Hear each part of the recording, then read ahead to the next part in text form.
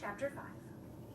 For the next 2 hours, Anna watched the snow outside fall in heavier blankets and the line of angry travelers at the ticket counter grew longer. Henry played his video games. Jose thumbed through a volume of Bartlett's familiar quotations that looked every bit as loved as his copy of Harry Potter. "Hey," Anna finally said, nudging Jose's elbow. "Do you want to go get some food?" She held her breath, wondering if he was still upset. Jose held up a finger, turned a page, and looked up. "Sure," Anna let out her breath. Jose found his father, who was back at the CNN screen where his new storm reports were coming in. "I'm going to go get a snack, Dad, okay?" He dropped his backpack at his father's feet with a thud. "Can you watch this for me?" "Sure." Mr. McGilligan waved over his shoulder, gazing up at the blue and pink radar images. Anna turned to Henry. "Are you coming? You should probably tell your flight attendant."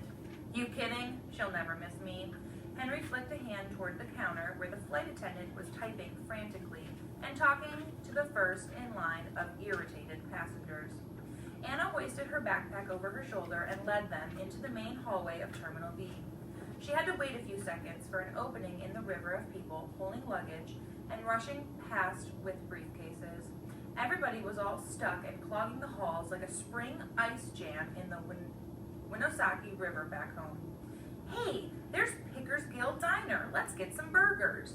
Henry stepped up to a long line that snaked out from a darkened wood-paneled restaurant.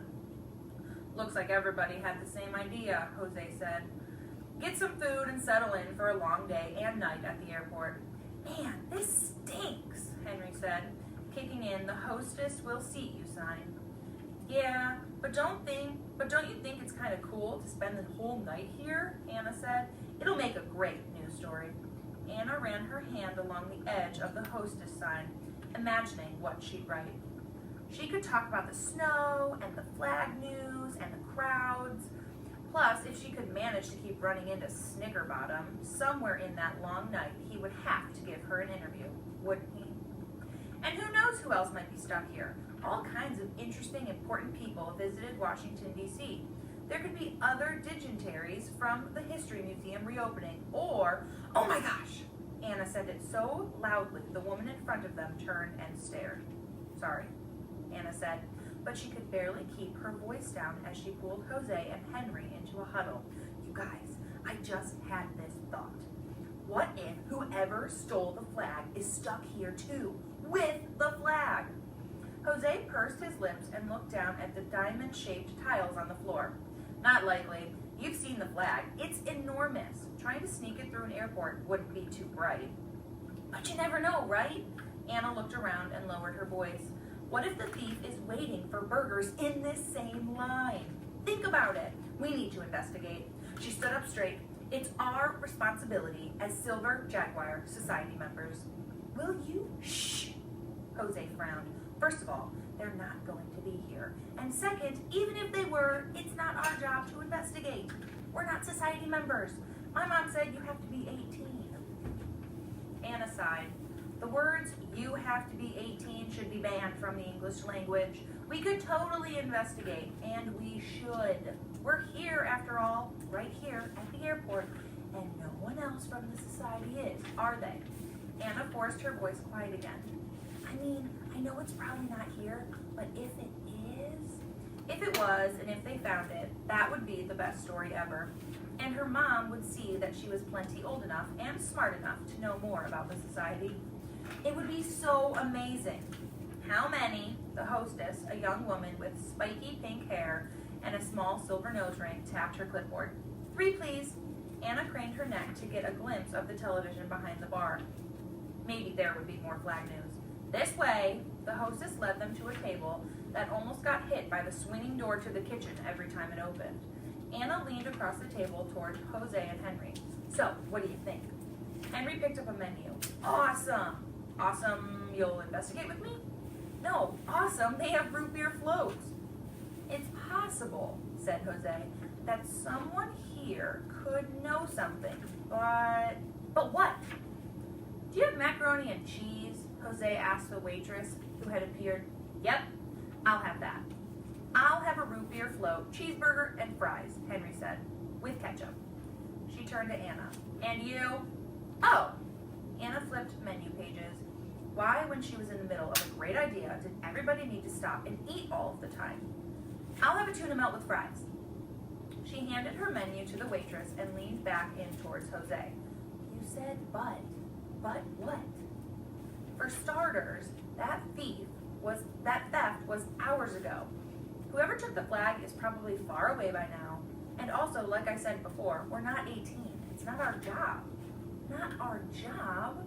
But it's like Snickerbottom said. When something like this happens, every American has to do his or her part, no matter how old we are.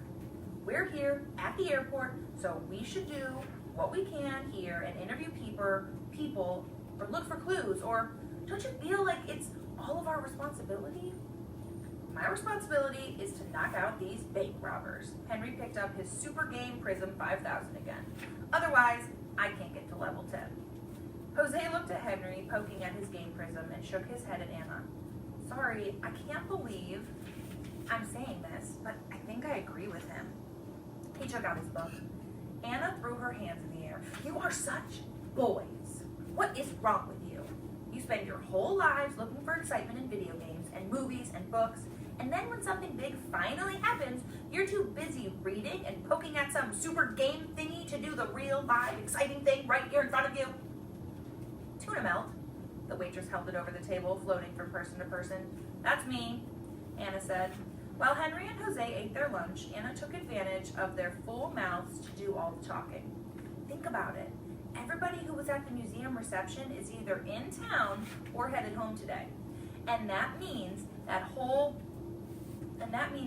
big bunches of them are here at the airport, stuck here, with us. And maybe with the flag, don't you see? Jose poked the tine of his fork through a single macaroni and lifted it to his mouth. It's possible, he said. It's more than possible.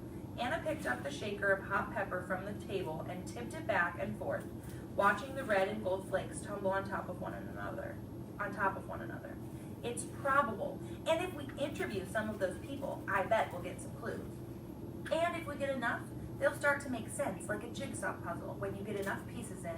And then all of a sudden you can see its ship or a carnival scene or whatever, and everything's clear, you know? Henry stared at her, and then he went back to his game. Jose looked up at the television over the bar. The anchorman was on again. Turn it up, Morgan! A muscular man behind the bar hollered, and the hostess raised the volume. An extremely fragile piece of American history, authorities continue to investigate all leads, and they say no one with access to the flag chamber has been ruled out as a suspect. Anna wondered if that included Jose's mom. She glanced over at him, but his eyes dropped to the last of his macaroni. Since the snow has halted traffic out of the city for now, investigators believe that the thief or thieves are still nearby. See, Anna said. See, I think that's why. Are you even listening to me? Jose was staring at the bar.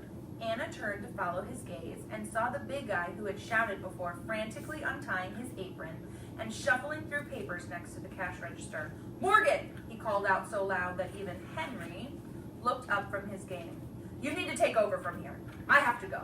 He handed her an order pad and came out from behind the bar so fast he tipped on the edge, stumbling right into the table where Anna, Henry, and Jose sat.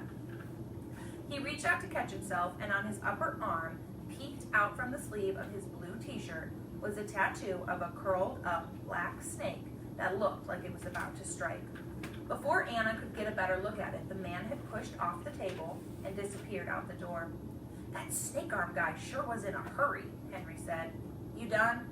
He eyed Anna's sandwich. She hadn't even taken a bite. No. She stared at the swinging door and wondered where Snake Arm had gone so quickly. Yes, I'm done. I'll take my tuna melt to go.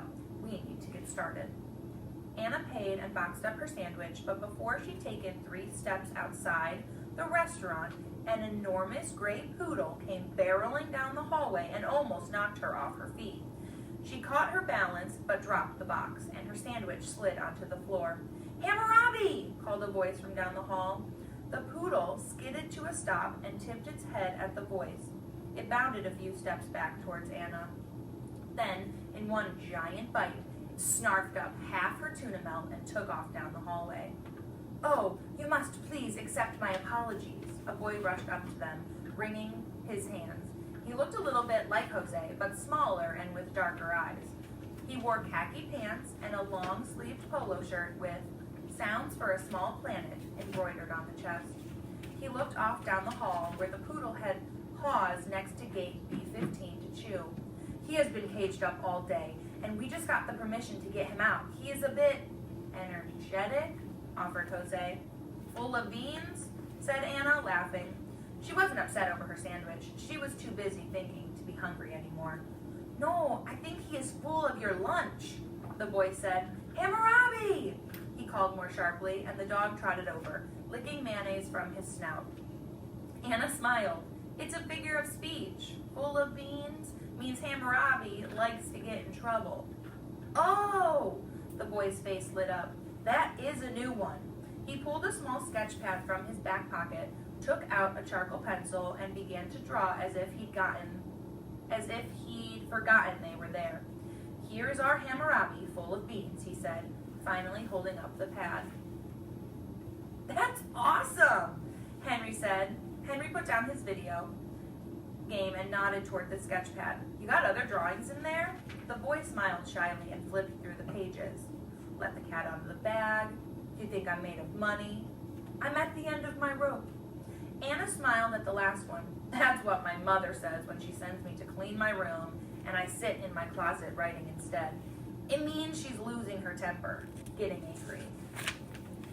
"I know," the boy said. "These I have already learned. This is for me the most challenging part of American English. I keep a list of these. Figures of speech, you call them." He flipped the sketch pad closed. "I like to draw what they say, but do not mean." "Where are you from?" Anna asked. "Pakistan. My mother was born there, and my father is from Turkey. Both of my parents are with Sounds for a Small Planet, the orchestra."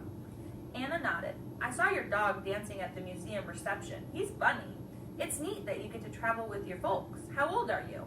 8. "Too young to be part of the orchestra myself, but my parents play tuba, and the orchestra was needing tubas. Hammurabi and I were part of the deal, as you say." He held out his hand. "I'm Sinan. It is a pleasure to meet you. I'm Anna, and this is Jose and Henry. We met at the gate with the delay and all." "Yes, it is quite a storm." Outside, the wind was picking up. Snow blew horizontally past the big window. Sinan tucked his sketch pad back into his pocket and gave the poodle a pat on the head. "What's your dog's name again?" Henry asked. "Hamburger?" "Hammurabi," Sinan answered. "He is named for an ancient king who united countries and built many things. Temples, canals." He gave his sneaker a shake so Hammurabi would stop drooling on it. "Unfortunately, our Hammurabi would rather chew things apart." "He's still pretty cool," Henry said, petting the dog. "Thank you. I should get him back to my parents now. The orchestra members are hoping to play for a bit in the main concourse if they can get the instruments out of the baggage area, just to pass the time. Perhaps you would like to come listen?" "Sure," Jose said. "I'd love to do that," Anna said. "Let me go tell my dad. That'll be a great way to kill some time."